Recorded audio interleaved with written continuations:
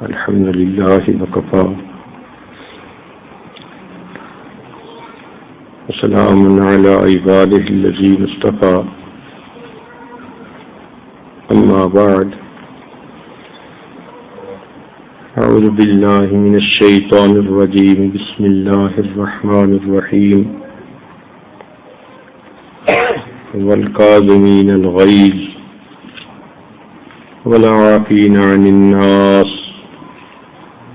والله يحب المحسنين سبحان ربك رب العزة عما يصفون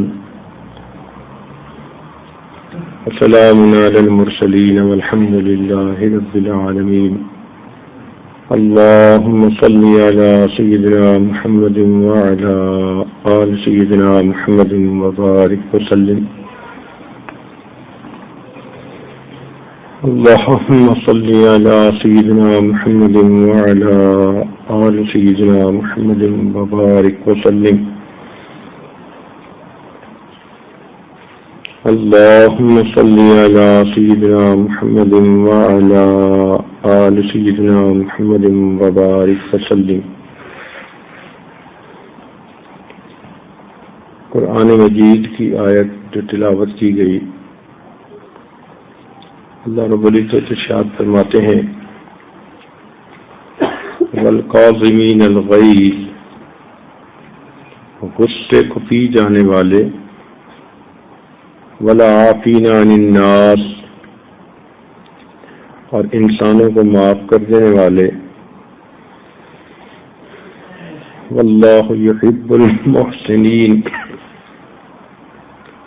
اللہ تعالیٰ ایسے نیکوکاروں سے محبت فرماتے ہیں. گویا یہ تین صفتیں انسان اپنے اندر اگر پیدا کر لے تو وہ اللہ تعالیٰ کا محبوب بن جائے. دنیا کی ہر عورت محبت چاہتی ہے، ماں باپ سے بھی محبت چاہتی ہے، بھائی بہن سے بھی محبت چاہتی ہے، خاوند سے بھی محبت چاہتی ہے، اولاد سے بھی محبت چاہتی ہے. قرآن مجید کی یہ آیت اسے بتا رہی ہے کہ اگر یہ اپنے اندر چند صفات پیدا کر لے تو اسے اللہ رب العزت کی طرف سے بھی محبت مل سکتی ہے. اللہ تعالیٰ اس سے محبت فرمائیں گے، یہ اللہ تعالیٰ کی محبوبہ بندی بن جائے گی. تو جیسے دل میں یہ تڑپ ہوتی ہے کہ دنیا میں ہر طرف سے مجھے محبتیں ملیں، تو مومنہ عورت کے دل میں یہ بھی تڑپ ہونی چاہیے کہ میں اللہ رب العزت کی بھی پسندیدہ بندی بن جاؤں، اس کی بھی محبوبہ بندی بن جاؤں، اللہ تعالیٰ کا پیار نصیب ہو، اس کی محبت نصیب ہو، اس کی رحمت کی نظر مجھے نصیب ہو، قیامت کے دن مجھے اس کے سامنے پیش ہونے پر خوشی ہو. اور یہ تھوڑی سی محنت سے انسان کو حاصل ہو سکتا ہے. اس میں جو سب سے بڑی چیز بتائی گئی وہ فرمایا والقاظمین الغیظ، غصے کو پی جانے والے. انسان کی طبیعت اللہ تعالیٰ نے ایسی بنائی ہے کہ ناپسندیدہ بات کے اوپر انسان کو غصہ آتا ہے، ناپسندیدہ چیز دیکھے اسے غصہ آتا ہے. مگر ہر چیز کی ایک حد ہوتی ہے. تو شریعت نے بھی کہا کہ ہم اپنے غصے کو شریعت کی حدود میں رکھیں. جب یہ غصہ حد کو پھیلانگ لیتا ہے اور انسان غصے کی وجہ سے وہ کچھ کر لیتا ہے جو شریعت نے منع کیا، تو یہ غصہ پھر حرام بن جاتا ہے. یہی غصہ جائز تھا، یہ غصہ عبادت تھا اگر شریعت کے اندر ہوتا.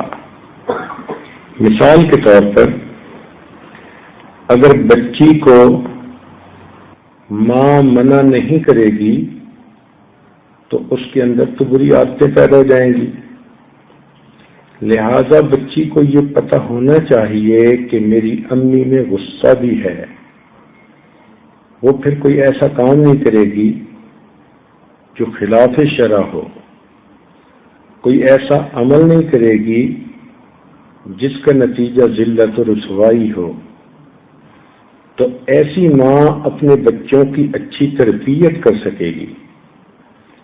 اور جو ماں یہی کہتی رہے بچوں کو کہ تمہارے ابو آئیں گے تو میں تمہیں ٹھیک کرواؤں گی، تو گویا ان الفاظ کے کہنے سے عورت نے اپنی شکست کو تسلیم کر لیا کہ میں ان بچوں کی تربیت کرنے کے قابل نہیں ہوں۔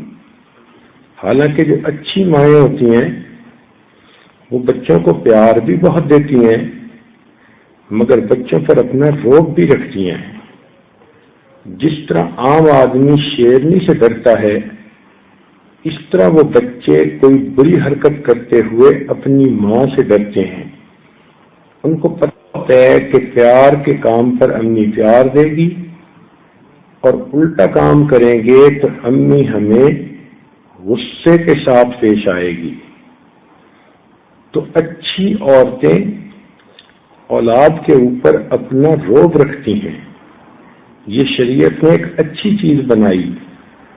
مرد تو ہر وقت گھر میں نہیں ہوتا، کوئی دفتر میں ہے، کوئی کھیتی باڑی کر رہا ہے، کوئی بزنس میں لگا ہوا ہے، تو زیادہ وقت تو گھر پہ عورت نے ہی گزارنا ہوتا ہے۔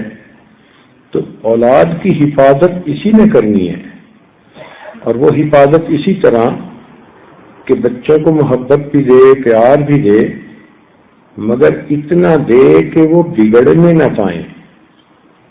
اتنا پیار دے دینا کہ اولاد بگڑ جائے، یہ ماں کی بیوقوفی ہوتی ہے۔ اچھی ماں وہ ہوتی ہے جو اپنی اولاد کو قابل بنائے، فرما بردار بنائے، آداب سکھائے، ان کی اچھی تربیت کر جائے۔ تو اس لیے اللہ تعالیٰ نے انسان کی فطرت کے اندر یہ غصہ رکھا ہے۔ تو غصہ ایک اچھی صفت ہے جو انسان کی حفاظت کرتا ہے۔ اس صفت کی وجہ سے ماں اپنے بچوں کو سیدھا رکھتی ہے، اور خود اپنے بارے میں بھی اگر بالفرض یہی عورت کسی کام کی خاطر گھر سے نکلی یا گھر میں ہی موجود ہے اور کسی غیر محرم نے اس کی طرف دیکھنے کی کوشش کی، تو اب اگر اس کے اندر غیرت ہوگی تو یہ اس بات کا برا منائے گی۔ یا اگر کوئی غیر محرم مرد اس کے ساتھ فون پہ ضرورت سے زیادہ کلام کرنے کی کوشش کرے گا تو یہ غصہ کرے گی، یہ کون ہوتا ہے مجھ سے بات کی جرأت کرنے والا۔ اب یہ غصہ اس کے لیے عزت اور پاک دامنی کے حاصل کرنے کا سبب بن گیا۔ تو یہ غصہ اللہ تعالیٰ کی نعمت ہے، کیونکہ بات کرنے والے مرد کو اگر محسوس ہو کہ میری بات کا اس عورت نے برا منایا تو وہ کبھی دوبارہ بات کرنے کی کوشش نہیں کرے گا۔ جس کو پتا ہو کہ میری آنکھیں اٹھنے پر اس عورت نے برا منایا، وہ کبھی اس عورت کی طرف آنکھ اٹھانے کی جرأت نہیں کرے گا۔ تو دیکھیں کہ یہ غصہ کتنی بڑی نعمت ہے کہ جس سے انسان کی عزت آبرو کی بھی حفاظت ہوتی ہے اور انسان کے بچوں کی بھی حفاظت ہوتی ہے۔ اسی لیے اللہ تعالیٰ نے یہ صفت انسان کو عطا فرمائی۔ دنیا میں وہی عورتیں پاک دامنی کی زندگی گزارتی ہیں جو اپنے عزت و ناموس کے بارے میں بہت غصہ والی ہوتی ہیں، نہ کسی کو کوئی بات کی جرأت دیتی ہیں اور نہ کسی کے سامنے بے جا مسکراہٹیں بکھیرتی ہیں۔ اس نعمت کی وجہ سے عورت کو پھر وہ مقام ملتا ہے جس کو پاک دامنی کہتے ہیں، اور اس پاک دامنی کے سبب دنیا میں بھی اس کی زندگی میں برکتیں آتی ہیں اور قیامت کے دن بھی اسے جنت کا راستہ دکھایا جاتا ہے۔ مگر ہر چیز کی ایک حد ہوتی ہے. غصہ اگر اپنی حد سے باہر نکلنے لگے تو یہ چیز نقصان دہ بن جاتی ہے. اس کی مثال ایسی ہی ہے جیسی کہ اگر آدمی غذا اپنی ضرورت کے مطابق کھائے تو وہ صحت کا سبب بنتی ہے، اور اگر ضرورت سے زیادہ کھا لے تو وہ پیٹ خراب ہو کر بیماری کا سبب بن جاتی ہے. تو افراط و تفریط دونوں غلط ہوتی ہیں. دیکھیں نا، کھانے میں نمک نہ ہو تو مزہ ہی نہیں آتا، اور زیادہ نمک ہو جائے تو پھر روٹی کا لقمہ منہ میں ڈالنے کو جی نہیں چاہتا. مرچیں نہ ہو تو مرد کہتے ہیں جی کہ سالن پھیکا ہے، اور اگر مرچیں زیادہ ہو جائیں تو ایک لقمہ کھانے کو جی نہیں چاہتا. تو اسی طرح انسان کے غصے کی مثال ہے کہ یہ اللہ تعالیٰ کی دی ہوئی ایک نعمت ہے. جس عورت میں غصہ نہیں ہوتا اکثر وہ عورت پاک دامن بھی نہیں رہ سکتی. بہت کم ایسا ہوتا ہے کہ وہ عورت غیر مردوں سے بچ سکے. یہ غصہ ہی وہ نعمت ہے جو اس کو پاک دامنی کی عزت دیتا ہے، پاک دامنی کا تاج اس کے سر پہ سجاتا ہے، اور اتنا میٹھا بندہ بن کر رہے کہ ہر بندہ اسے ہف ہف کرنے کو تیار ہو. تو پھر ایسی عورت کی تو عزت و ناموس کی حفاظت بھی نہیں ہوتی. تو یہ غصہ اللہ تعالیٰ کی نعمتوں میں سے ایک نعمت ہے، لیکن اگر حد میں رہے. جب حد سے باہر ہو جائے تو پھر اس کو روکا جائے گا، اور جس طرح غصہ کرنا اپنی جان مال عزت آبرو کے لیے بچانے کے لیے ضروری تھا، اسی طرح اب غصے کو روکنا بھی ضروری ہو جائے گا. لہذا ضرورت سے زیادہ غصہ ہونا، یا بات پہ غصہ ہونا، یا معمولی بات پہ غصے میں آ جانا، یہ چیز بھی بری ہوتی ہے. غصہ آنا چاہیے مگر غصے کی بات پہ آنا چاہیے. معمولی باتوں پہ غصے میں آ جانا یہ اچھائی کی بجائے برائی بن جاتی ہے، اور اس کو روکنا انسان کے لیے پھر صفت ہوتا ہے. عام طور پر دیکھا گیا کہ عورتوں میں غصہ زیادہ جلدی بھڑک جاتا ہے. ذرا سی چھوٹی سی بات ہوئی اور غصہ بھڑک اٹھا. اس غصے کی مثال ایک آگ کی مانند ہے. جیسے آگ کی چنگاری بھڑکی سب کچھ جلا دیتی ہے، اسی طرح غصے کی چنگاری بھڑکتی ہے اور سب کچھ جلا دیتی ہے. تو اس آگ کو ہر وقت نہیں جلنے دینا چاہیے، ہر وقت نہیں سلگنے دینا چاہیے. اس آگ کو قابو میں رکھنا چاہیے. اس کو کہتے ہیں والکاظمین الغیظ، غصے کو پی جانے والے. یعنی بندے کے اندر اتنی قوت ارادی ہو، اتنی صفت ہو کہ وہ اپنے غصے کو بے جا موقع پر یا بے جا وقت پر ظاہر ہونے سے روک لے. جب اس نے غصے کو روک لیا تو اب یہ اللہ تعالیٰ کی ایک پسندیدہ صفت بن گئی. غصہ تو بعض اوقات آنے لگے تو بے موقع چیزوں پہ آتا ہے. عام طور پر غصہ آتا ہے کمزوروں کو، اور زیادہ غصہ آنا کمزوری کی نشانی ہوتی ہے. آپ نے غور کیا ہوگا کہ صحت مند آدمی کی بجائے بیمار آدمی کو غصہ زیادہ آتا ہے. لوگ کہتے ہیں جی بیمار ہو کے بندے کی طبیعت چڑچڑی ہو جاتی ہے، تو وہ بالکل ٹھیک بات ہے، کیونکہ بیماری ہے، کمزوری ہے، اب اس کو بات بات پہ غصہ زیادہ آتا ہے. اسی طرح جوان کے مقابلے میں بوڑھے بندے کو غصہ زیادہ آتا ہے. بوڑھے کا کیا کہنا، وہ تو کئی مرتبہ ہوا کو بھی گالیاں نکال دیتا ہے، اپنا آپ اس کے بس میں نہیں ہوتا۔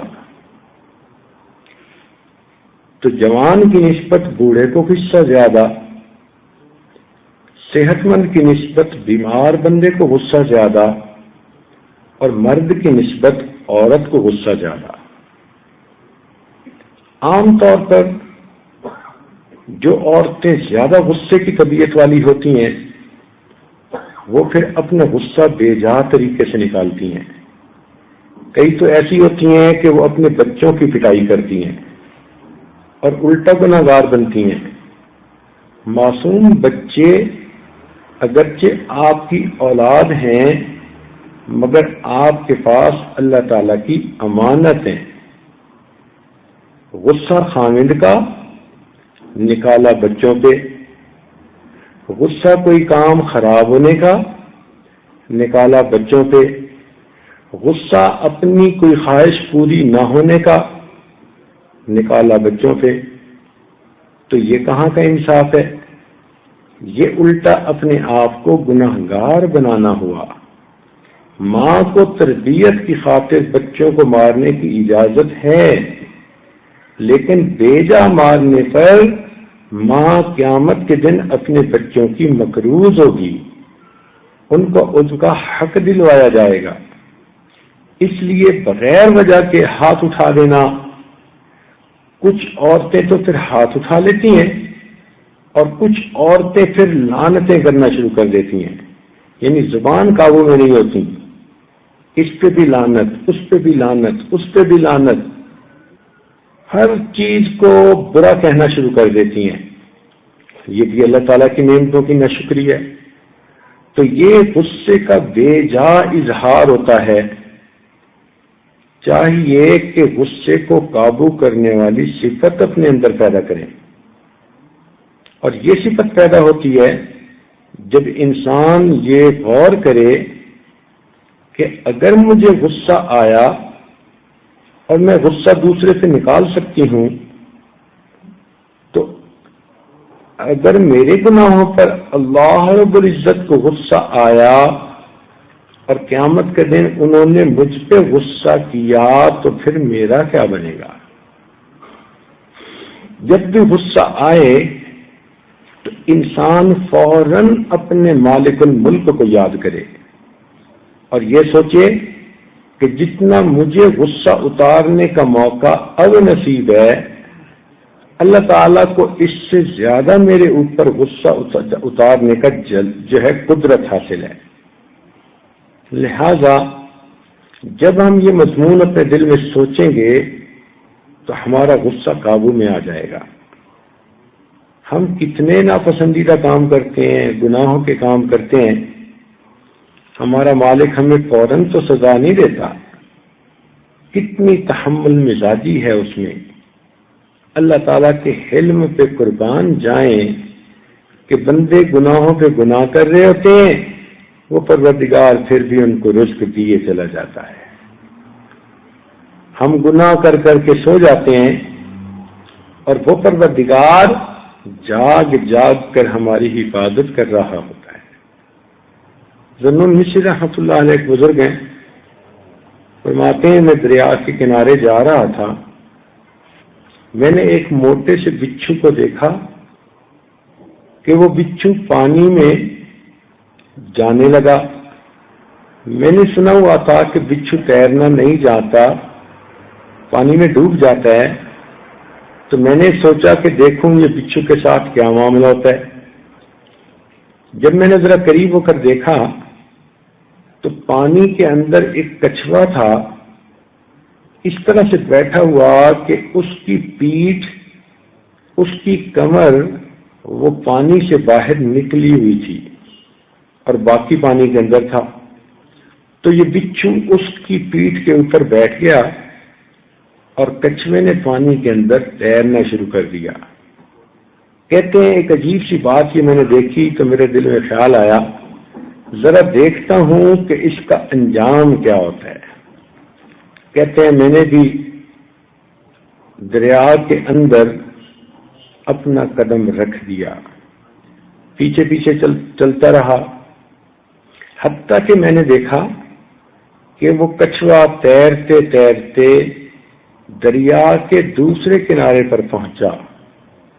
جب خشکی پر آیا تو بچھو اس کے اوپر سے اترا اور بچھو نے پھر ایک طرف دوڑنا شروع کر دیا۔ وہ کہنے لگے کہ میں حیران ہو کے بچھو کو دیکھ رہا تھا، ایک طرف دوڑتے دوڑتے جاتے جاتے کافی دور آگے جانے کے بعد وہ کہتے ہیں کہ میں نے دیکھا کہ ایک درخت ہے اور اس درخت کے سائے میں کوئی نوجوان لڑکا سویا ہوا لیٹا ہوا معلوم ہو رہا ہے۔ یہ بچھو بالکل اس کی طرف جا رہا تھا، تو میرے دل میں خیال آیا کہ یہ بچھو کہیں اس کو جا کے کاٹ نہ لے، تو میں نے اپنا جوتا اتار کر اپنے ہاتھ میں لے لیا کہ اگر یہ اس کے بالکل قریب پہنچے گا تو اس سے پہلے کہ بچھو اسے کاٹے میں اس بچھو کو مار دوں گا۔ وہ کہتے ہیں کہ میں جوتا ہاتھ میں لیے بچھو کے پیچھے پیچھے، اور بچھو آگے آگے دوڑ رہا ہے۔ اچانک میں نے کیا دیکھا کہ ایک طرف سے ایک بڑا پھن والا سانپ وہ چلتا ہوا اس نوجوان کی طرف جا رہا ہے۔ جیسے ہی وہ سانپ ذرا آگے ہوا، یہ بچھو اس سانپ کے ساتھ چمٹ گیا اور اس نے اس سانپ کو اتنا ڈسا کہ اس کی زہر کی وجہ سے سانپ وہیں پر تڑپ تڑپ کے مر گیا۔ جب سانپ ٹھنڈا ہو گیا تو یہ بچھو پھر واپس، اب میں نے اس کو دیکھا کہ یہ کیا کرتا ہے، تو واپس جاتے جاتے بچھو پھر اسی کچھوے کے قریب پہنچا اور اس کی پیٹھ پر بیٹھ گیا، اور کچھوے نے پھر اسے پہلے کنارے کی طرف پہنچانے کے لیے تیرنا شروع کر دیا۔ کہنے لگے جب یہ سب میں نے دیکھا تو میں قدرت کی اس معاملے پر بڑا حیران ہوا کہ دیکھو اس نوجوان کو یہ سانپ ڈسنا چاہتا تھا اور اللہ تعالیٰ اس نوجوان کو بچانا چاہتے تھے۔ اللہ تعالیٰ نے دریا کے دوسرے کنارے سے بچھو کو اس کنارے پر بھیجا، اور بچھو چونکہ تیرنا نہیں جانتا تو کچھوے کو اللہ نے متعین کیا کہ بچھو کو سواری بن کر یہاں پہنچائے، اور اس نے اس سانپ کو ڈس لیا اور اس طرح اس بندے کی حفاظت ہو گئی۔ تو وہ کہنے لگے کہ میرا خیال ہوا کہ میں جاؤں اور اس بندے کو تو دیکھوں کون ہے۔ جب میں واپس آیا اور اس نوجوان کو دیکھا تو فرماتے ہیں کہ وہ غافل نوجوان نظر آتا تھا اور اس کے منہ سے شراب کی مہک آ رہی تھی۔ تو میں نے اس نوجوان کو جھنجھوڑ کے جگایا۔ جب اٹھا تو میں نے اسے کہا کہ دیکھ، تو شراب پی کے سو گیا، لیکن تیرا پروردگار اس حالت میں بھی تیری جان کی حفاظت کر رہا ہے۔ پھر میں نے اسے سارا واقعہ سنایا۔ اس شرابی نوجوان نے جب دیکھا سانپ کو کہ زہریلا تھا مگر مرا پڑا ہے تو وہ بڑا دل کے اندر حیران ہوا اور اس وقت کہنے لگا کہ اے پروردگار، میں گناہ کر کر کے سو جاتا ہوں، تو جاگ جاگ کے میری حفاظت کرتا ہے۔ آج میں نے گناہوں سے توبہ کر لی اور آئندہ میں آپ کی رضا والی زندگی گزارنے کا عہد کرتا ہوں۔ چنانچہ وہ نوجوان نیک بن گیا۔ تو توجہ فرمائیے کہ کس طرح اللہ تعالی ہم گناہگاروں کی حفاظت فرماتا ہے، گناہوں کے باوجود اللہ تعالی ہمیں رزق دیتا ہے، گناہوں کے باوجود اللہ تعالی ہمیں عزتیں دیتا ہے، لوگوں کی زبانوں سے ہماری تعریفیں کروا دیتا ہے۔ یہ اللہ تعالیٰ کا کتنا بڑا حوصلہ ہے۔ اس کے بالمقابل بندے کا معاملہ دیکھیے، ذرا سی بات پہ اتنا بے حوصلہ بن جاتا ہے کہ اس کا جی چاہتا ہے کہ دوسرے بندے کو تو جیتے جاگتے زمین میں گاڑ دیا جائے، تو ایسا غصہ شریعت میں ناپسند کیا گیا۔ لہذا اچھی عورتیں وہی ہوتی ہیں جو اپنے غصے کو اپنے کنٹرول میں کر لیں۔ صحابہ رضی اللہ تعالیٰ عنہ کی پیاری صفت تھی کہ اگر کسی بات پہ غصہ آتا بھی تھا تو بہت جلدی وہ اس کو قابو میں لے لیتے تھے۔ چنانچہ ایک مرتبہ سیدنا حسین رضی اللہ تعالیٰ عنہ کے گھر میں مہمان آیا اور آپ نے اپنی باندی کو فرمایا کہ اس کے لیے کچھ لاؤ جو ہم مہمان کے سامنے پیش کریں۔ گھر میں کچھ شوربہ پڑا ہوا تھا تو اس باندی نے وہ گرم کیا اور پیالہ بھر کے وہ لائی، لیکن جب کمرے میں داخل ہونے لگی تو خدا کی بندی دیکھ کہیں رہی تھی، چل کدھر رہی تھی۔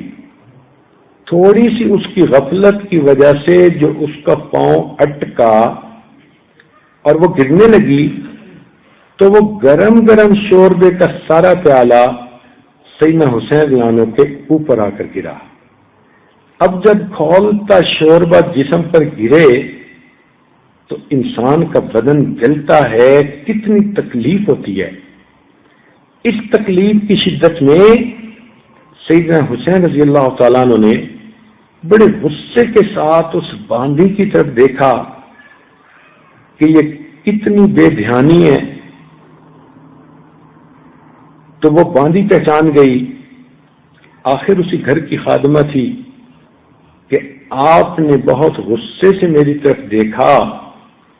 تو جیسے ہی اس نے یہ دیکھا کہ آپ نے غصے کے ساتھ دیکھا تو اس نے فوراً قرآن مجید کی آیت پڑھی، وَالْقَاظِمِينَ الْغَيْظَ، غصے کو پی جانے والے۔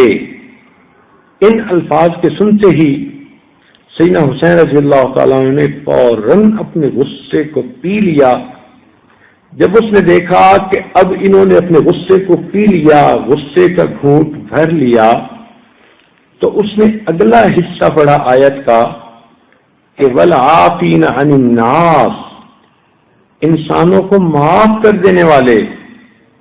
تو آپ نے کہا کہ اے باندی، میں نے غصے کو پی بھی لیا اور میں نے تیری اس غلطی کو معاف بھی کر دیا۔ تو باندی نے اگلی آیت پڑھی، واللہ یحب المحسنین، اللہ تعالیٰ نیکوکاروں سے محبت رکھتے ہیں۔ یہ سنتے ہی انہوں نے فرمایا کہ اچھا چلو میں نے تمہیں اللہ کے راستے میں آزاد کر دیا۔ یہ ہے قرآن مجید کے اوپر عمل کرنا، کہ چند لمحے پہلے اتنا غصہ تھا کہ اس باندی کو سزا دینا چاہتے تھے، اور آیت کے الفاظ سنے اور یوں اپنے آپ کو بدلا کہ اس باندی کو اللہ کے راستے میں آزاد ہی کر دیا۔ تو ہمارے اندر بھی یہ صفت ہونی چاہیے کہ ہم اپنے غصے کو قابو میں لے آئیں۔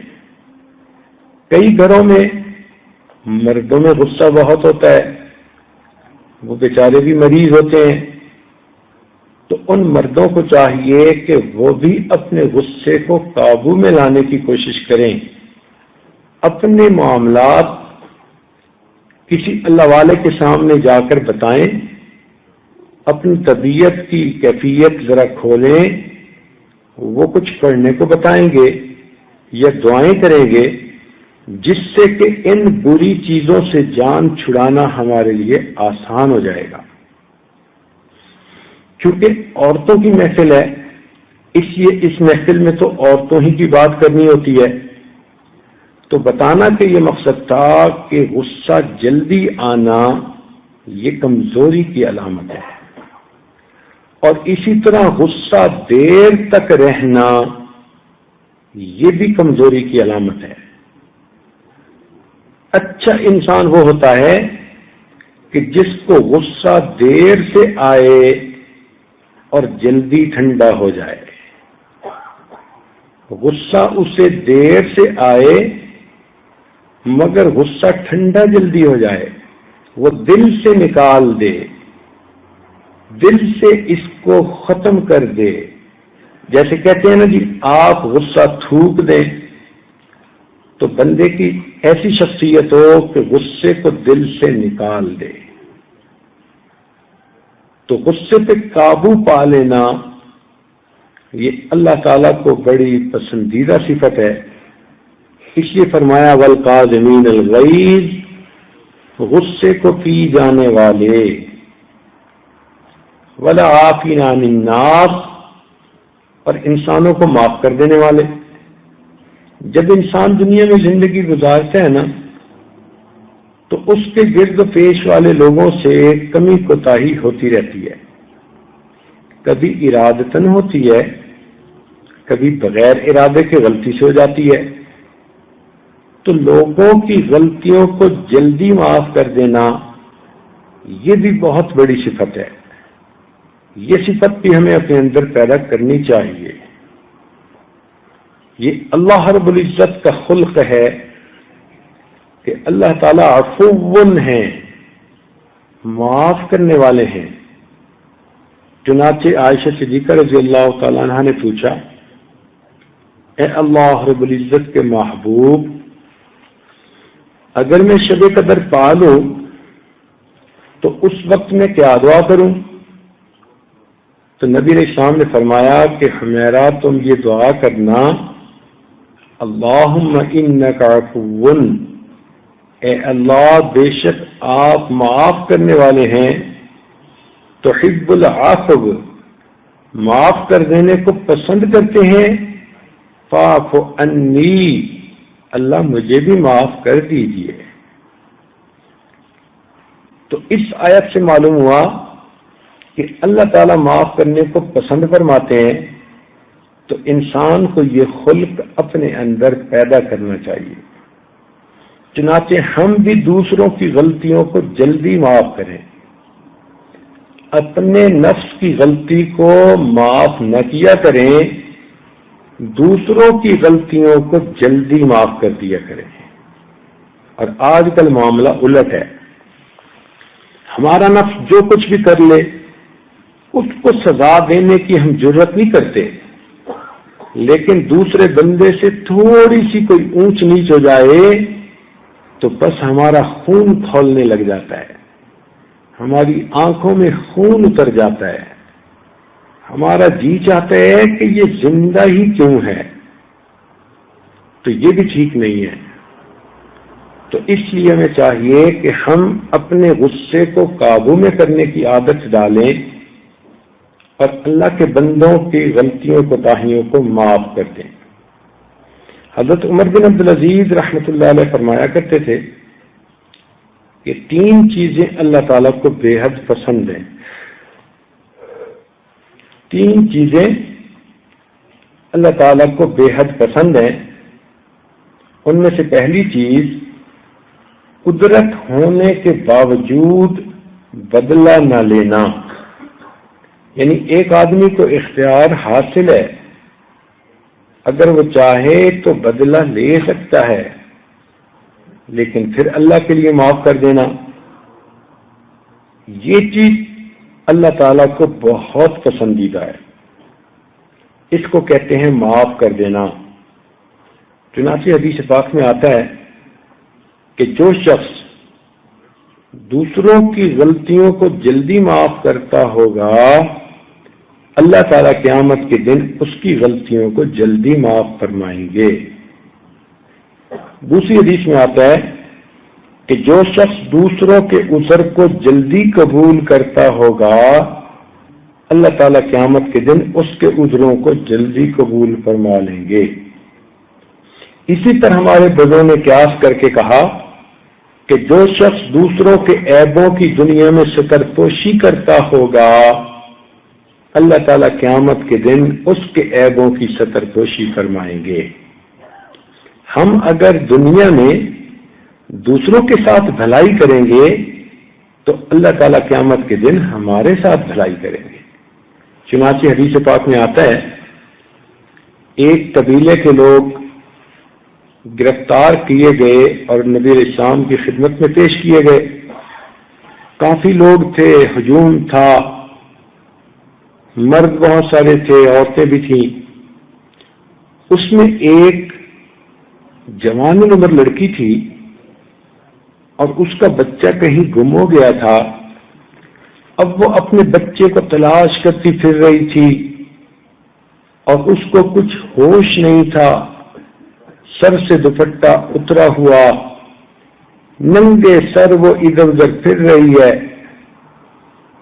تو نبی علیہ الصلوۃ والسلام نے جب اس کو اس حال میں دیکھا تو آپ نے ایک صحابی کو اپنی چادر دی اور فرمایا کہ جاؤ اور اس نوجوان بچی کو سر پر یہ چادر دے دو۔ تو اس نے بڑا حیران ہو کر پوچھا، اے اللہ کے نبی، وہ تو کافر لڑکی ہے۔ نبی علیہ السلام نے فرمایا اگرچہ کافرہ ہے مگر بیٹی تو ہے، اگر تو آج اس کے سر پر چادر دے گا اللہ تعالیٰ قیامت کے دن تیرے گناہوں پر رحمت کی چادر ڈال دیں گے۔ تو اس سے پتہ چلا کہ ہم اگر کسی کے ساتھ ستر پوشی کا معاملہ کریں گے، اگر کسی کے عیب کا پتہ بھی چل جائے تو ہم تنہائی میں اسے سمجھائیں مگر لوگوں میں اس کو رسوا نہ کریں، بدنام نہ کریں۔ اس کو ستر پوشی کہتے ہیں۔ حتیٰ کہ عورت اگر اپنے میاں کی بھی کوئی ایسی بات محسوس کرے، دیکھے جو ناپسندیدہ ہے تو اس کا ڈھنڈورا نہ پیٹے بلکہ اس کی پردہ پوشی کرنے کی کوشش کرے اور اللہ تعالیٰ سے دعائیں بھی مانگے کہ اللہ تعالیٰ اس کے خامد کی اصلاح فرما دے۔ چنانچہ حدیث پاک میں فرمایا گیا کہ جو شخص دنیا میں دوسروں کے عذروں کو جلدی قبول کر لیتا ہوگا اللہ تعالیٰ قیامت کے دن اس کے عذروں کو جلدی قبول فرما لیں گے۔ تو ہمارے اندر معاف کرنے کی عادت ہونی چاہیے، جلدی معاف کر دینا چاہیے۔ بلکہ ایک حدیث پاک میں آتا ہے کہ اگر کسی شخص نے معافی مانگی، اگر کسی شخص نے معافی مانگی اور دوسرے نے اس کو معاف نہ کیا تو نبی السلام نے فرمایا کہ یہ معاف نہ کرنے والا قیامت کے دن حوض کوثر پہ میرے سامنے پیش نہ ہو۔ کتنی بڑی وعید ہے، کتنی بڑی بات ہے کہ اللہ تعالیٰ کے محبوب صلی اللہ علیہ وسلم فرماتے ہیں کہ جس عورت سے جس کسی سے دنیا میں کوئی معافی مانگے، معذرت کرے اور وہ بندہ اس کو معافی نہ کرے تو اللہ کے محبوب فرماتے ہیں کہ اس کو پھر چاہیے کہ یہ حوض کوثر پہ میرے سامنے پیش بھی نہ ہو۔ کیا مطلب کہ دوسرے لفظوں میں اللہ تعالیٰ کے محبوب یہ کہنا چاہتے ہیں کہ میں ایسے بندے کی قیامت کے دن شکل بھی نہیں دیکھنا چاہتا۔ اب جب اللہ تعالیٰ کے محبوب اس کی شکل ہی نہیں دیکھنا چاہتے تو پھر اس کو نبی علیہ السلام کی شفاعت کیسے نصیب ہوگی؟ تو اس لیے ہمیں چاہیے کہ اگر کوئی بندہ الٹا کام کرے، غلطی کر لے اور پھر وہ ایکسکیوز کرے، سوری کرے، معافی مانگے تو ہمیں چاہیے ہم اس کو جلدی معاف کر دیا کریں کہ اللہ تعالیٰ آپ معاف کرنے کو پسند فرماتے ہیں، ہم آپ کی نسبت سے اس بندے کی غلطی کو معاف کرتے ہیں۔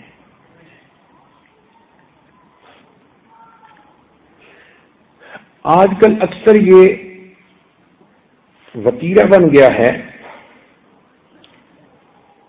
کہ جی ہم تو اینٹ کا جواب پتھر سے دیں گے۔ یہ کوئی اخلاق نہیں ہے، یہ عادت ہے۔ آپ اینٹ کا جواب پتھر سے تو دے لیں گی، اگر زیادتی کریں گی تو قیامت کے دن مظلومہ کی بجائے ظالمہ بن کے پیش ہوں گی۔ اللہ تعالیٰ کی مدد اس کے ساتھ ہوگی جس کے ساتھ زیادتی ہوئی۔ تو اس لیے ہر بات کا حساب چکانا بھی ضروری نہیں ہوتا۔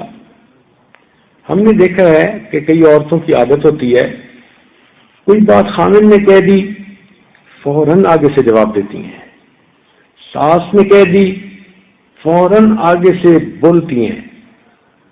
ان کی زبان ٹر ٹر کرنے سے باز ہی نہیں آتی، بولتی رہتی ہیں اور یہی بولنا ان کے لیے مصیبت بن جاتی ہے، یہی ان کے لیے اللہ تعالی کے ہاں مردود ہونے کا ذریعہ بن جاتی ہے، یہی زبان ان کے لیے جہنم میں جانے کا سبب بن جاتی ہے۔ تو اس لیے ہر بات کا جواب بتانا بھی ضروری نہیں ہوتا، ہر بات کے جواب میں بولنا بھی ضروری نہیں ہوتا، کئی مرتبہ خاموشی بہترین جواب ہوتا ہے۔ بالخصوص کبھی آپ اگر محسوس کریں کہ آپ کے میاں آپ پہ غصے ہو رہے ہیں، آپ کی ساس آپ پہ غصے ہو رہی ہے اور آپ کا سسر آپ پہ غصہ ہو رہا ہے اور آپ کا قصور بھی کوئی نہیں، تو ضروری نہیں ہوتا کہ آگے سے چٹک کے جواب دیں، بلکہ اگر آپ تھوڑی دیر کے لیے ان کا غصہ برداشت کر لیں گی تو اس کے بدلے اللہ تعالی کی محبت آپ کو نصیب ہوگی، کیونکہ آپ صبر کریں گی، اور ان اللہ مع الصابرین، اللہ تعالیٰ صبر کرنے والوں کے ساتھ ہوتا ہے۔ واللہ یحب الصابرین، اللہ تعالیٰ صبر کرنے والوں سے محبت بھی فرماتے ہیں۔ تو اس لیے ہمیشہ ترکی بترکی جواب نہیں دیا جاتا، اینٹ کا جواب پتھر سے نہیں دیا جاتا، بلکہ کئی مرتبہ معاف کر ہی دیا جاتا ہے۔ نبی علیہ السلام کی عادت مبارکہ تھی کہ آپ دوسرے بندے سے بدلہ نہیں لیا کرتے تھے، جیسے آج کل عورتوں میں عادت ہوتی ہے نا کہ جی اس نے یہ بات کی، میں نے اس کے جواب میں ایسی بات کی کہ جلتی ہی رہی ہوگی، یہ جو کرتی ہیں نا کہ وہ جلتی ہی رہی ہوگی، تو پھر اس کے جواب میں اگر اللہ تعالیٰ نے ہم سے حساب لے لیا تو پھر ہم تو جہنم میں جلتے ہی رہیں گے۔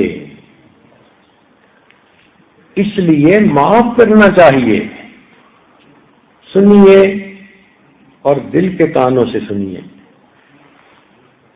کہ جب نبی علیہ السلام فتح مکہ کے وقت مکہ مکرمہ میں داخل ہوئے تو اس وقت مکہ مکرمہ کی ہر جوان عورت کے دل میں یہ خیال تھا کہ آج رات یہ مسلمان ہمارے گھروں کو لوٹیں گے، ہمارا مال ہم سے چھینیں گے، ہمارے مردوں کو قتل کریں گے، اور مکہ کی کوئی جوان لڑکی ایسی نہیں ہوگی کہ جس کی آبرو سلامت رہے، اس لیے کہ انہوں نے مسلمانوں کو 13 سال ستایا تھا، 13 سال مسلمانوں کو اذیت پہنچائی تھی، 13 سال مسلمانوں کے سینوں پہ مونگ دلی تھی۔ 13 سال کا عرصہ کوئی چھوڑا تو نہیں نہ ہوتا۔ انہوں نے جی بھر کے مسلمانوں کو تکلیفیں پہنچائی تھیں اور مسلمانوں کے پیغمبر علیہ السلام کو جی بھر کر تکلیفیں پہنچائی تھیں۔ ہر کسی کو اپنا کیا یاد رہتا ہے، اب انہیں وہ اپنا کیا یاد آ رہا تھا، کہ جب ہم نے ان کے ساتھ یہ کچھ کیا تھا تو پھر آج تو یہ غالب ہو کے آ رہے ہیں، فاتح بن کے آ رہے ہیں، تو آج تو یہ گن گن کے بدلے چکائیں گے۔ چنانچہ مکہ مکرمہ کی عورتیں خوف زدہ تھیں، آج ہمارے گھر کے مرد ہم سے جدا ہو جائیں گے، ہم بیوہ بن جائیں گی، مال ہم سے چھین لیا جائے گا، اور یہ ہماری جوان لڑکیوں کو اپنی باندھی بنا لیں گے اور ہماری عورتوں کی عزتوں کو خراب کریں گے۔ عجیب بات کہ آدھی سے زیادہ رات گزر گئی اور کسی کافر کے گھر میں کوئی مسلمان داخل ہی نہیں ہوا، تو عورتوں کو تو ڈر خوف کی وجہ سے نیند ہی نہیں آ رہی تھی۔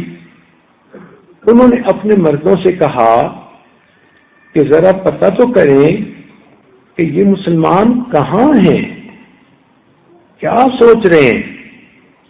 چنانچہ کافر مرد اپنے گھروں سے نکلے تو انہیں مکہ مکرمہ کی گلیوں میں بھی کوئی مسلمان نہ ملا، لہذا وہ چلتے چلتے حرم شریف پہنچے تو کیا دیکھتے ہیں کہ اللہ تعالیٰ کے یہ چاہنے والے، اللہ کے نام پہ یہ قربان ہونے والے، اللہ تعالیٰ کے یہ دیوانے، اللہ تعالیٰ کے یہ مستانے، جو کہ اللہ کے گھر سے بہت عرصہ دور رہے تھے اور اب ان کو یہاں آنا نصیب ہوا تھا، تو یہ سب کے سب حرم کے اندر موجود تھے، مطاف میں موجود تھے، کوئی طواف کر رہا تھا، کوئی غلاف کعبہ کو پکڑ کے دعائیں مانگ رہا تھا، کوئی مقام ابراہیم پہ سجدے کر رہا تھا، کوئی اپنے رب سے لو لگا کر بیٹھا قرآن کی تلاوت کر رہا تھا۔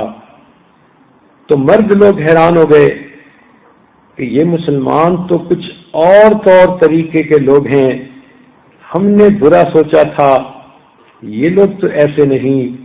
چنانچہ صحابہ کرام نے وہ رات اللہ کی یاد عبادت میں گزار دی۔ جب اگلا دن طلوع ہوا تو اس وقت نبی علیہ الصلوۃ والسلام نے عثمان بن مظعون کو بلایا۔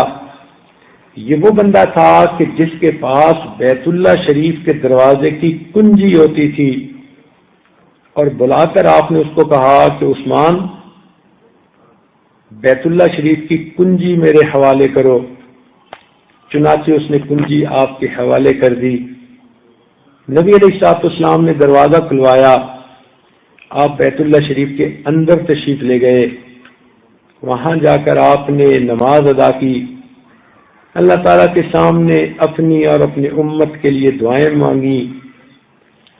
جب آپ بیت اللہ شریف سے باہر نکلے تو صحابہ کرام کو یہ توقع تھی کہ اب اللہ تعالیٰ کے محبوب بیت اللہ کا دروازہ بند کروائیں گے اور اس کی چابی کسی نہ کسی مسلمان کو دیں گے، لہذا جتنے جلیل القدر صحابہ تھے وہ سب نبی علیہ السلام کے ساتھ ساتھ تھے۔ سب کے دل میں یہ شوق انگڑائیاں لے رہا تھا، کاش کہ بیت اللہ کا کنجی بردار ہمیں بنا دیا جائے، یہ سعادت ہمیں نصیب ہو جائے، ہمارے خاندان کو یہ سعادت ملے۔ اور دنیا کا دستور بھی یہی ہے کہ جب کوئی آدمی حکمران ہوتا ہے تو ہمیشہ اپنی پارٹی کے لوگوں کو نوازتا ہے، جو زیادہ قریب ہوتے ہیں ان پر زیادہ عنایات ہوتی ہیں۔ تو صحابہ کرام اس خیال کی وجہ سے نبی علیہ السلام کے قریب ہو گئے۔ نبی علیہ السلام نے بیت اللہ کا دروازہ بند کروایا اور اس کے بعد آپ عثمان کے پاس جو ہے آئے اور آپ نے فرمایا، عثمان تم یاد کرو اس وقت کو جب میں ہجرت کے وقت یہاں سے روانہ ہو رہا تھا اور میرا جی چاہتا تھا کہ میں بیت اللہ کے اندر داخل ہو کر دعا کروں۔ عثمان میں نے تم سے گزارش کی تھی کہ بیت اللہ کا دروازہ کھولو، تم نے کھولنے سے اور مجھے کنجی دینے سے انکار کر دیا تھا، اور میں نے تمہیں اس وقت کہا تھا عثمان ایک وقت آئے گا جہاں تو کھڑا ہے وہاں میں کھڑا ہوں گا، اور جہاں میں کھڑا ہوں وہاں تو کھڑا ہوگا۔ عثمان تجھے یہ بات بری لگی تھی، اور تو نے اس کے جواب میں مجھے گالیاں دینی شروع کر دی تھیں۔ دیکھو آج میرے اللہ نے وہ وقت دکھا دیا، تمہارے ہاتھ خالی ہیں، کنجی میرے ہاتھ میں ہے، لیکن عثمان جو تو نے میرے ساتھ کیا تھا میں تیرے ساتھ وہ نہیں کروں گا، میں یہ کنجی تمہیں واپس کرتا ہوں، یہ قیامت تک تمہاری نسلوں میں رہے گی۔ عثمان کی آنکھوں سے آنسو آ گئے، کہنے لگا آپ نے کنجی تو دے دی، اب کلمہ پڑھا کر مجھے جنت کی کنجی بھی عطا فرما دیجئے۔ یہ نبی علیہ السلام کے اعلیٰ اخلاق تھے کہ آپ دشمن کو بھی معاف کر کے اس کے دل کو جیت لیا کرتے تھے۔ تو اس لیے ہر بات کا حساب دنیا میں ہی چکانا نہیں ہوتا، معاف کرنا بھی ایک صفت ہوتی ہے، اس لیے آپ اللہ کے لیے معاف کرنا اپنی صفت بنا لیں۔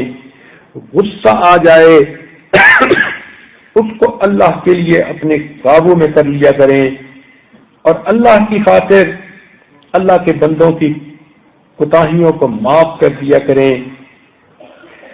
اگر آپ دوسرے کی برائی کے بدلے میں خود بھی برائی کا سلوک کریں گی تو پھر برائی مٹے گی کیسے؟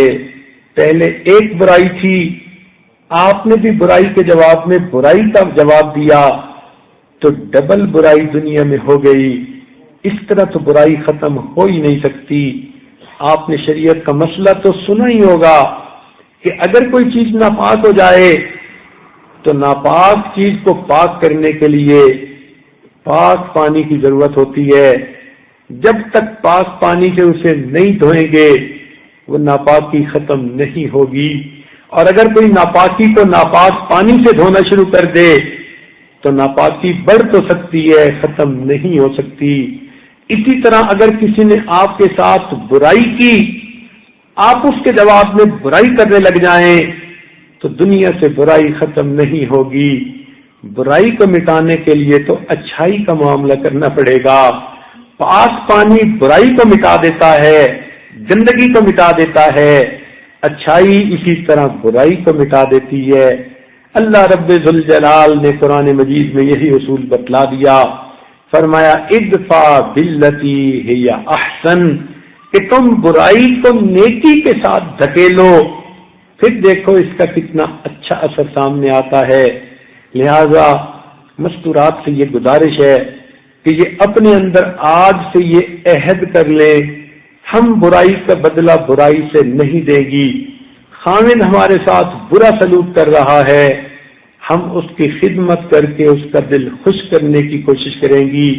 ساس ہمارے ساتھ زیادتی کر رہی ہے، ہم اپنے رب کے سامنے اپنا غم بیان کریں گی، مگر ہم اس کے ادب میں فرق نہیں آنے دیں گی، ہم اپنے سسر کے ادب میں فرق نہیں آنے دیں گی۔ ہم رشتہ دار عورتیں جنہوں نے ہمارے دل دکھائے، ہم ان کی غیبت نہیں کریں گی، ان کی اوپر الزام تلاشی نہیں کریں گی، بلکہ ان کی غلطیوں کو معاف کر کے اپنے اللہ کے حضور قرب چاہیں گی۔ لہذا یہ ایک اچھی صفت ہے کہ دوسروں کی غلطیوں کو معاف کر دینا، تو اس کو کہتے ہیں کہ قدرت کے باوجود بدلہ نہ لینا۔ انسان بدلہ لے سکتا ہو پھر بھی بدلہ نہ لے، یہ عظمت ہوا کرتی ہے، اس کو معاف کرنا کہتے ہیں۔ معاف کرنا اس کو تو نہیں کہتے کہ انسان کا بس نہ چلے تو کہے کہ جی میں نے تمہیں معاف کر دیا، یہ معاف کرنا نہیں ہوتا۔ معاف کرنا تو ہوتا ہے کہ جہاں قابو بھی ہو، غصہ انسان نکال بھی سکتا ہو، ریئیکشن انسان دکھا بھی سکتا ہو، مگر اللہ رب العزت کی رضا کی خاطر انسان اس کو نہ دکھائے اور اللہ رب العزت سے ڈر جائے تو اللہ تعالیٰ کو ایسی مومنہ عورت بڑی پسند ہوتی ہے۔ چنانچہ فرمایا عمر بن عبدالعزیز رحمت اللہ علیہ نے کہ 3 چیزیں اللہ تعالیٰ کو بے حد پسند ہیں، ان میں سے ایک قدرت ہونے کے باوجود بدلہ نہ لینا۔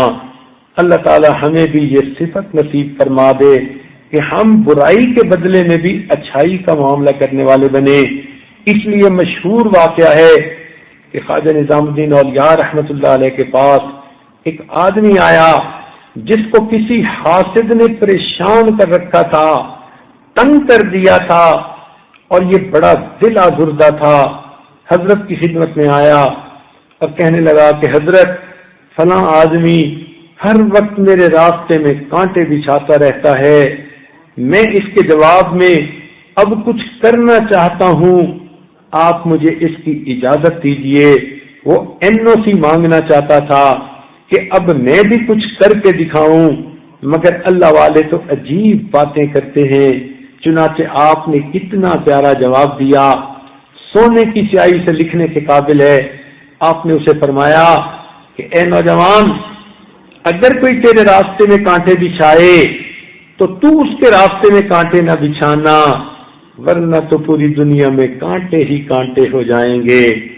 تو آپ اس بات پہ ذرا غور کریں، اگر گھر میں کسی نے آپ کو ستایا اور دل دکھایا ہے اور اس کے جواب میں آپ بھی ویسا ہی کرنے لگ جائیں گی تو گھر کے اندر تو برائی دگنی ہونی شروع ہو جائے گی، اچھائی کہاں سے آئے گی؟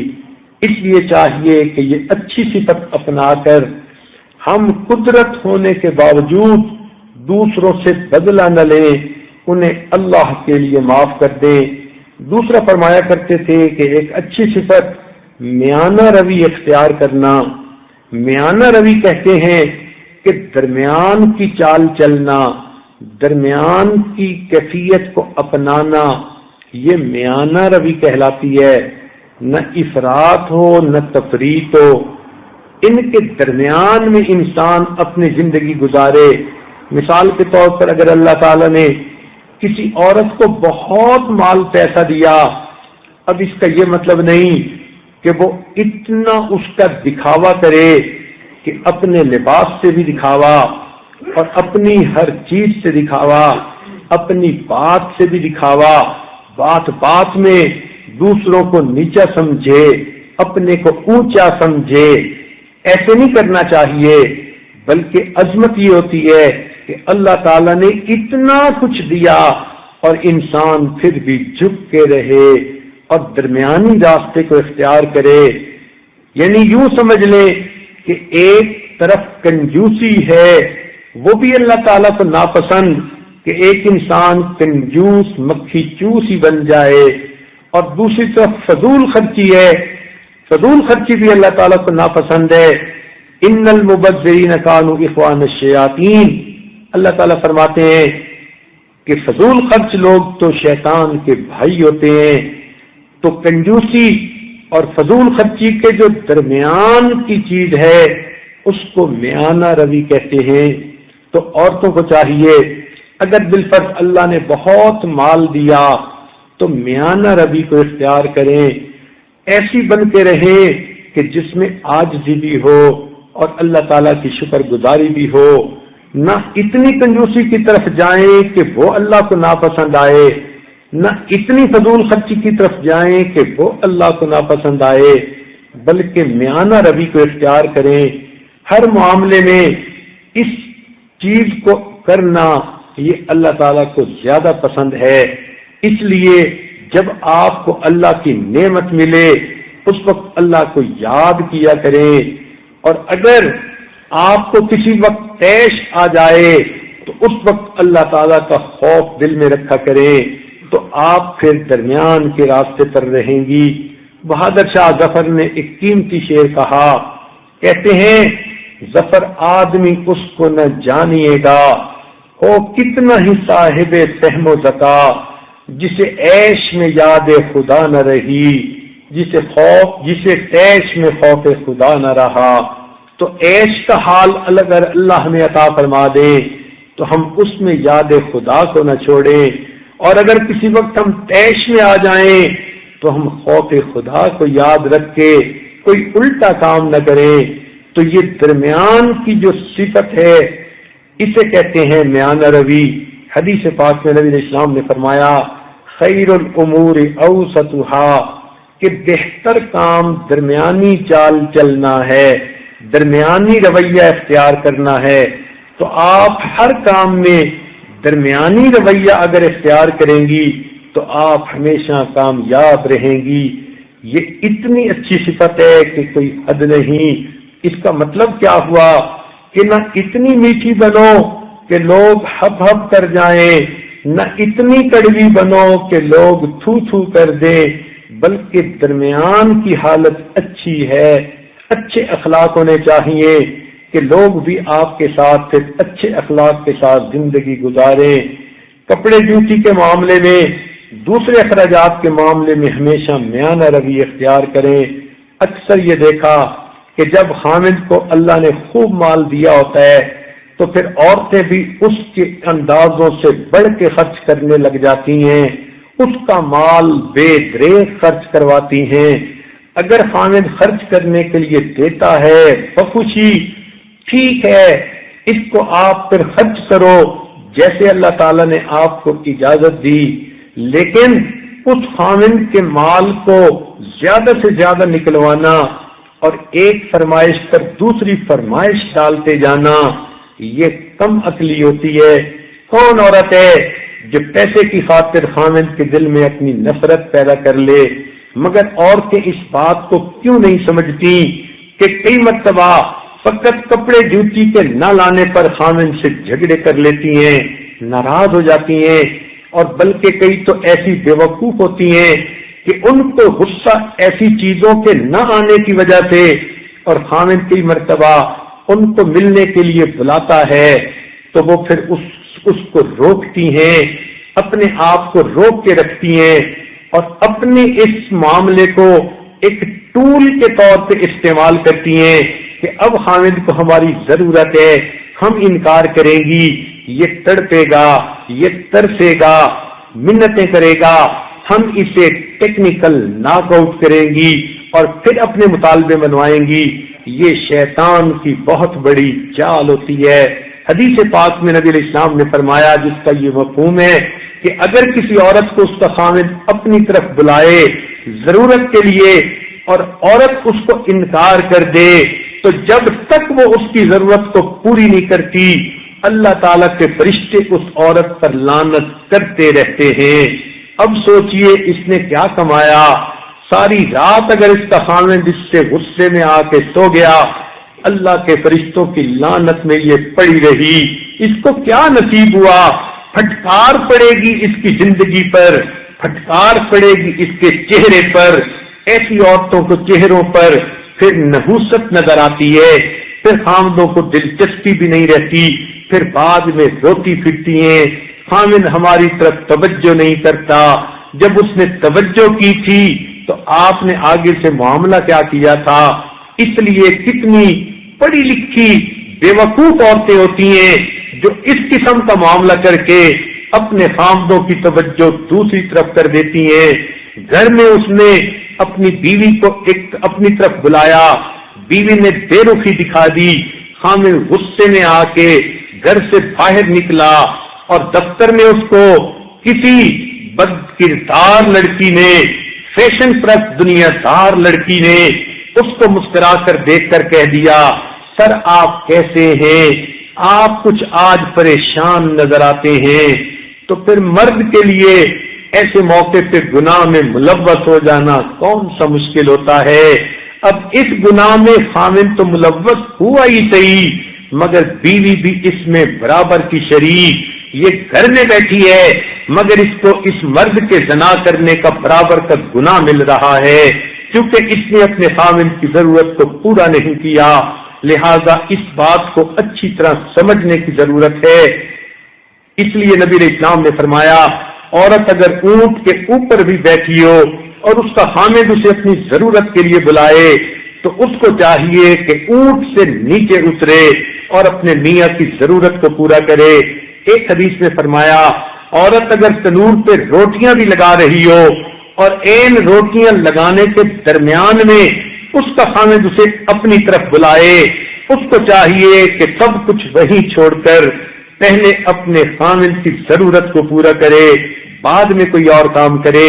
تو اللہ تعالیٰ کے محبوب کی تو یہ تعلیمات ہیں، اور آج کل کئی مرتبہ بے وقوفی کی وجہ سے اچھی بڑی سمجھدار بچیاں یہ غلطی کر جاتی ہیں کہ اپنے معاملے کو ٹول کے طور پہ استعمال کرواتی ہیں اپنے خامن سے اپنے مطالبات منوانے کے لیے، خواہشات منوانے کے لیے، یہ ہرگز اچھا نہیں۔ منوانے کے لیے عاجزی کا راستہ بہتر راستہ ہے، منت سماجت کا راستہ بہتر راستہ ہے۔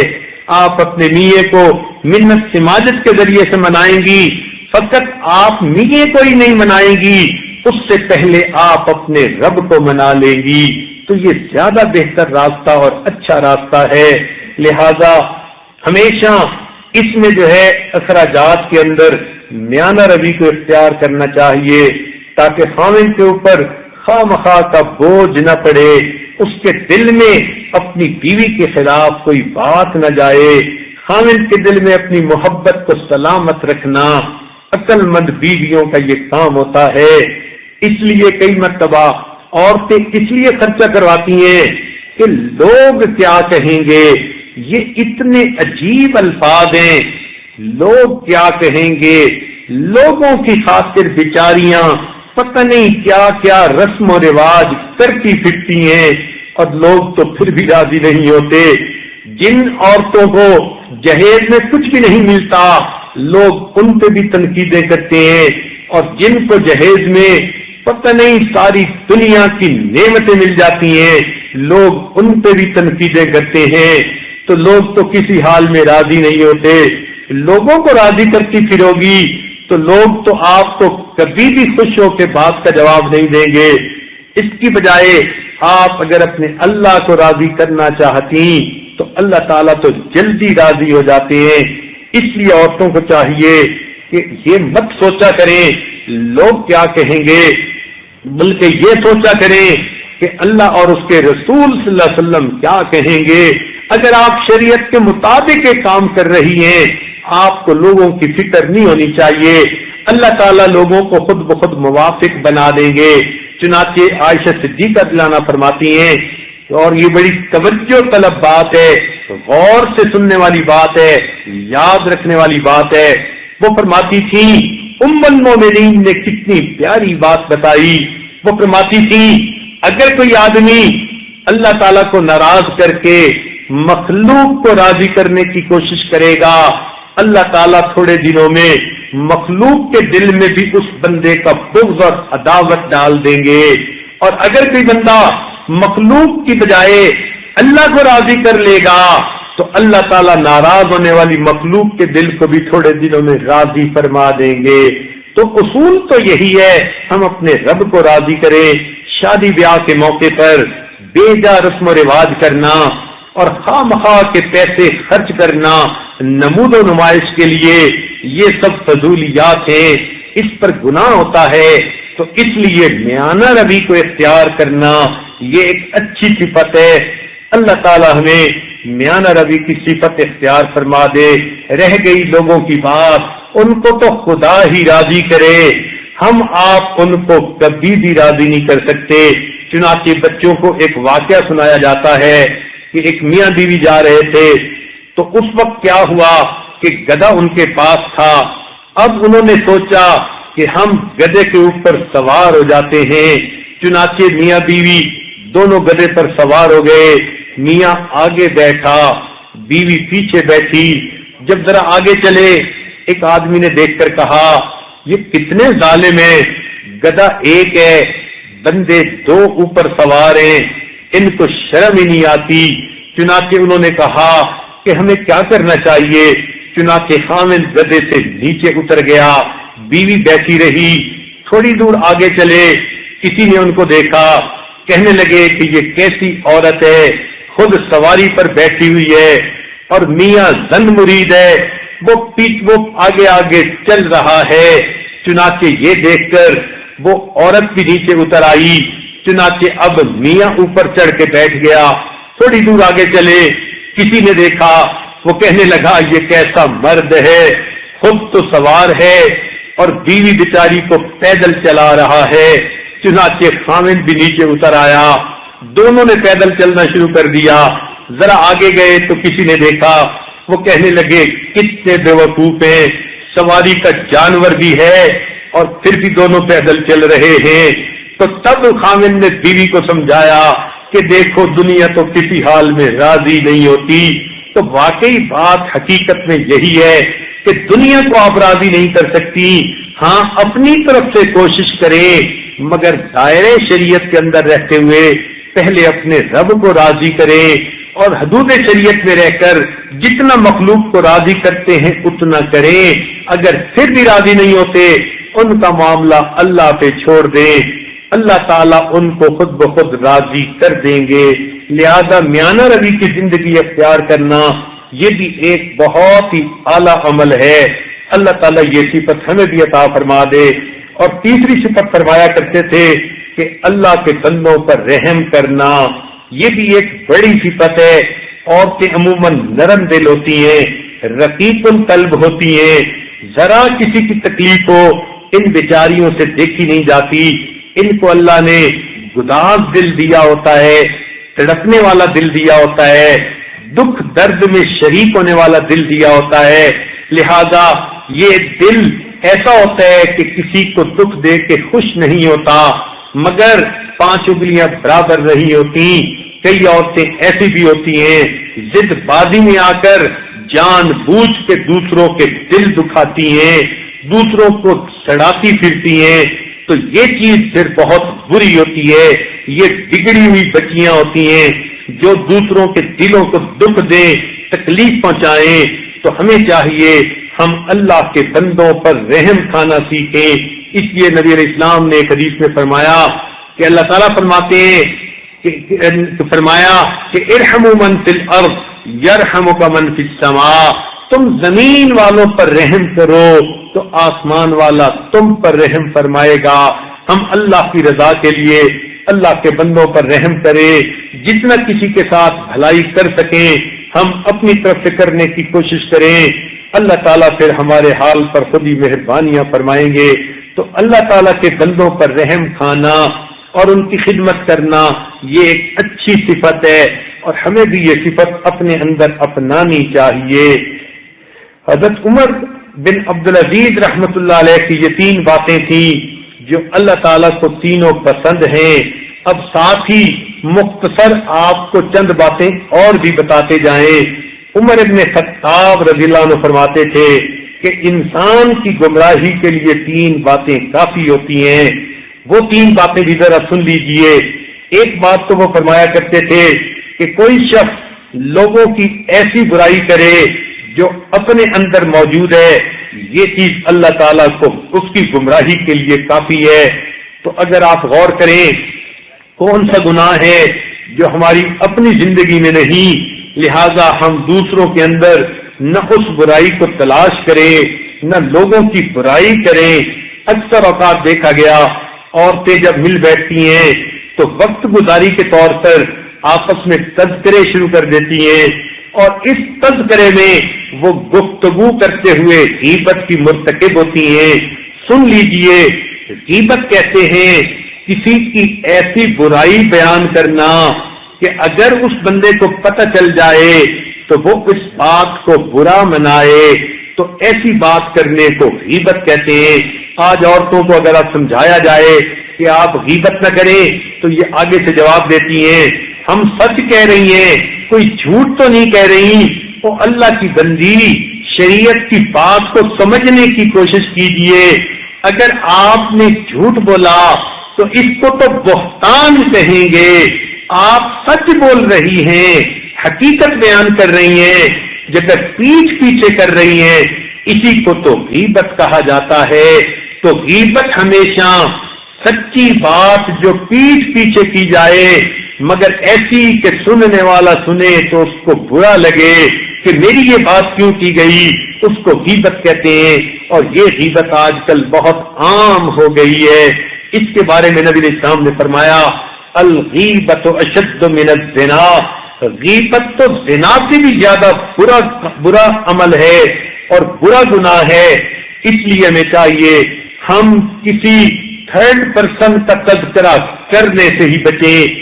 آپ اپنی زندگی کا اصول بنا لیں, اگر کسی سے بات کرنی ہے یا اپنی بات کریں یا اس کی بات سنیں, اور کسی تیسرے کی بات کرنے سے تو پرہیز ہی کریں.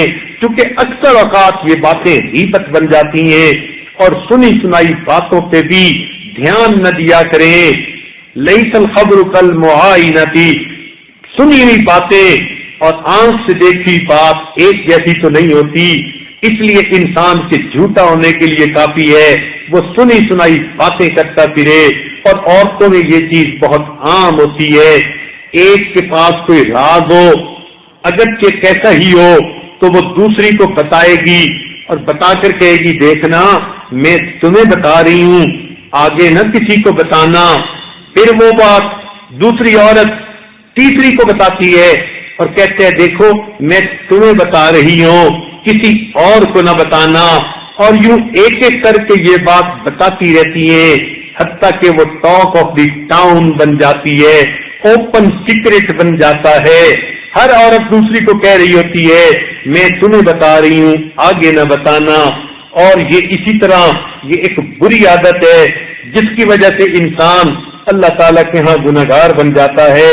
ہمیں چاہیے کہ ہم لوگوں کے اندر ایسی برائی کوئی بھی نہ ڈھونڈیں جو ہمارے اپنے اندر موجود ہو. ہمیں ڈھونڈنی ہے برائی تو اپنے من میں جھانک کے دیکھیں، اپنے نفس پہ نظر ڈال کے دیکھیں. پتہ نہیں کیا کیا گناہ نظر آ جائیں گے، کیا کیا خطائیں نظر آ جائیں گی، کیا کیا برائیاں نظر آ جائیں گی. ہمیں باہر کی کیا پڑی. اس لیے کسی نے کہا تجھ کو پرائی کیا پڑی، اپنی ربیڑ تو، ہمارا اپنا کام بگڑا پڑا ہے. اندر کے خانے میں چراغ گل ہو چکے، دل کی بستی میں سیاہی آ چکی. اندر گناہوں کی ظلمت نے دل کو سیاہ کر دیا، اندر گناہوں کی بدبو آئے رہی ہے اور ہم دوسروں پہ نگاہیں اٹھائے پھرتے ہیں. کتنی عجیب بات ہے. آج انسان کی گردن تنی رہتی ہے، اس کی آنکھیں کھلی رہتی ہیں، دوسروں کے چہروں پہ پڑتی ہیں، وہ دوسروں کے عیب پہ تولتے پھرتے ہیں.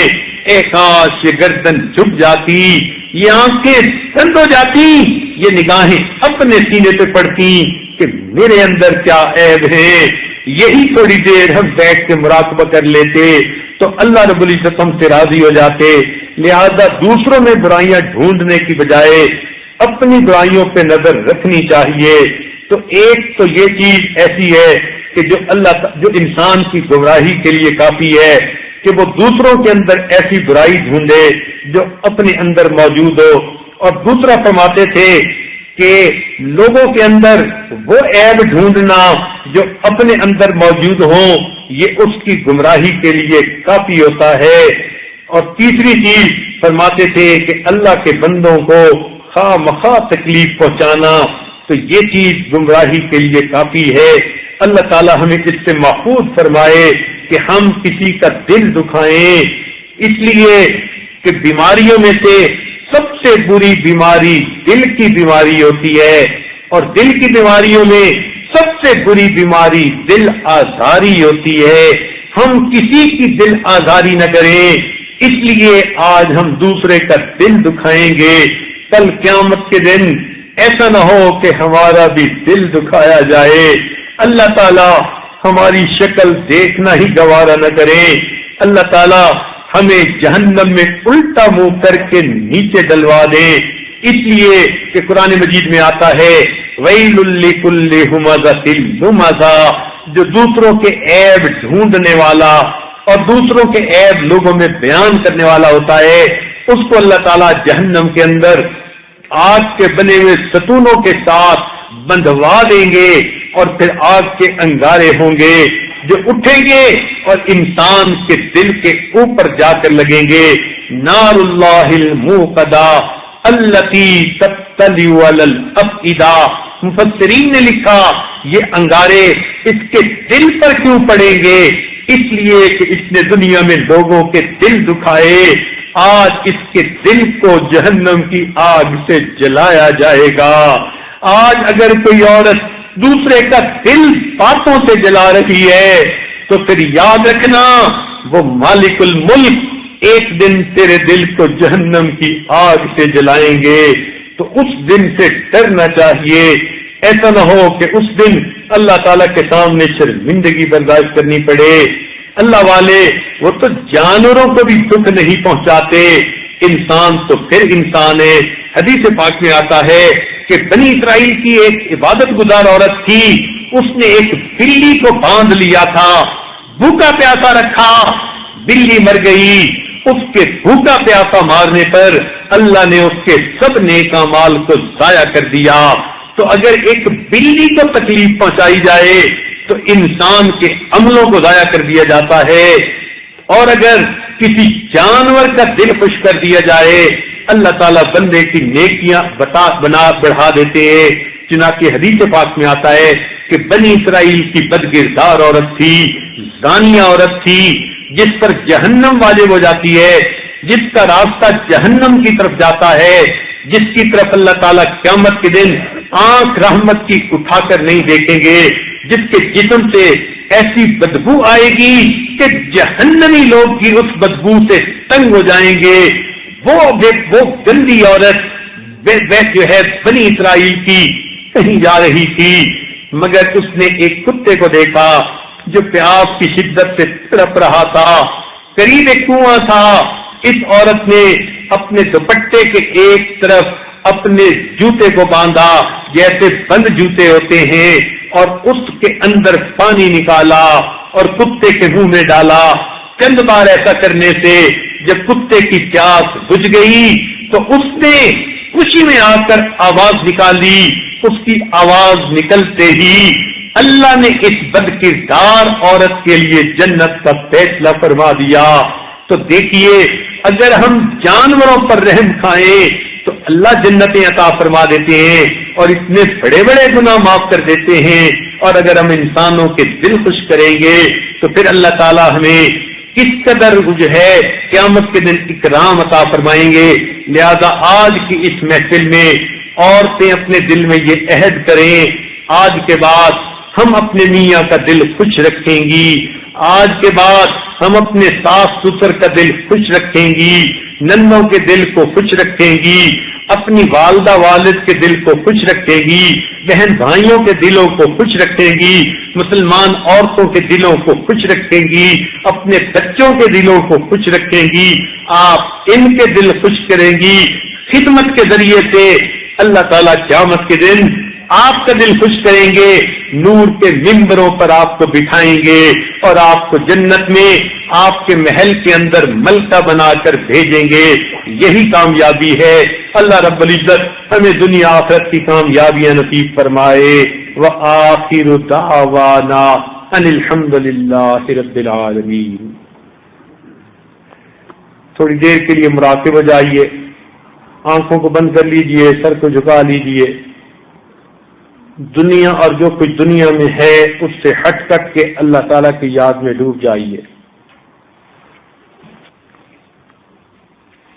انسان جب اپنے اندر جھانکتا ہے اسے اپنی اصل تصویر نظر آتی ہے۔ اپنے من کے دریچے کو کھولیے، اپنی اصل تصویر کو دیکھیے۔ لا الہ الا اللہ محمد رسول اللہ۔ دعا کر لیجئے۔ سبحان ربی العلی الوہاب، اللہم صلی علی سیدنا محمد وعلی آل سیدنا محمد وبارک وسلم۔ ربنا ظلمنا انفسنا وان لم تغفر لنا وترحمنا لنکونن من الخاسرین۔ رب کریم ہمارے گناہوں کو معاف فرما، ہماری خطاؤں سے درگزر فرما، ہمارے عیبوں کی پردہ پوشی فرما۔ اللہ ہمارے روزوں کو قبول فرما، تراویح کو قبول فرما، ٹوٹی پھوٹی عبادتوں کو قبول فرما، اور اس کے بدلے ہمیں اپنے مقبول بندوں میں شامل فرما۔ اے کریم آقا ہمیں جہنم کی آگ سے بری فرما۔ اللہ ہم بگڑے ہوئے ہیں، ہماری اصلاح فرما۔ اللہ ہم بگڑے ہوئے ہیں، ہماری اصلاح فرما۔ اللہ جب ہم اپنے اندر جھانک کے دیکھتے ہیں تو ہمیں ہر گناہ کی ظلمت نظر آتی ہے۔ اللہ ہم نادم ہیں، شرمندہ ہیں۔ اللہ ہم ظاہر میں بندے ہیں، حقیقت میں بہت گندے ہیں۔ اللہ ہمارے اندر کی گندگی کو دور فرما دیجیے۔ اللہ ہمیں معاف فرما دیجیے اور ہماری ظلمتوں کو اللہ نور سے بدل دیجیے۔ ہماری خطاؤں کو معاف فرما دیجیے، ہمیں آخرت کی رسوائی سے بچا لیجیے۔ اللہ اس مبارک مہینے میں ہماری یہاں حاضری قبول فرما لیجئے۔ اللہ ہم نے آج تک آپ کے بندوں کے جتنے دل دکھائے اللہ ہمیں معاف فرما دیجئے۔ اللہ ہم آپ کے بندوں کے لیے وبال جان بنے رہے، اللہ ہمارے اس قصور کو معاف فرما دیجئے۔ اللہ ہمیں اخلاق حمیدہ عطا فرما دیجئے، اور اے اللہ ہمیں اخلاق حمیدہ والی زندگی گزارنے کی توفیق عطا فرما دیجئے، اور آئندہ زندگی گزری ہوئی زندگی کا کفارہ بنا دیجئے۔ اور اللہ جتنی بھی مستورات یہاں موجود ہیں اللہ سب کے اٹھے ہاتھوں کو قبول فرما لیجئے، اور ان کے دلوں کی جو بھی پریشانیاں ہیں اللہ ان پریشانیوں کو دور فرما دیجئے۔ اے مالک آپ کی یہ بندیاں آپ کے در پہ چل کے آئی بیٹھی ہیں، اللہ یہ اپنے دل کا غم اور دکھ کس کو جا کر بتائیں، اپنے دل کے راز کس کے سامنے کھولیں؟ آپ اسی کے بھید جاننے والے ہیں۔ آپ کی بندیاں آپ کے سامنے دامن پھیلاتی ہیں، اللہ رحمت کا معاملہ فرما دیجئے، ان کی نیک مرادیں پوری فرما دیجئے، ان کی پریشانیاں دور فرما دیجئے، اللہ ان کے دلوں کو خوش فرما دیجئے۔ اے اللہ ہم نے تو دنیا داروں کو دیکھا، اگر کسی گھر کی عورتیں چل کے دروازے پہ آ جائیں لوگ تو قتل کے مقدمے بھی معاف کر دیتے ہیں۔ اللہ یہ آپ کی بندیاں چل کے آپ کے گھر پہ آئی بیٹھی ہیں، معافیاں مانگتی ہیں، اللہ معاف فرما دیجئے، اے اللہ معاف فرما دیجئے۔ آج کی اس محفل میں اللہ آپ سب کی توبہ قبول فرما لیجئے، اور ہمیں قیامت کی رسوائی سے بچا لیجئے۔ اللہ ہماری نیک مرادوں کو پورا فرما دیجئے۔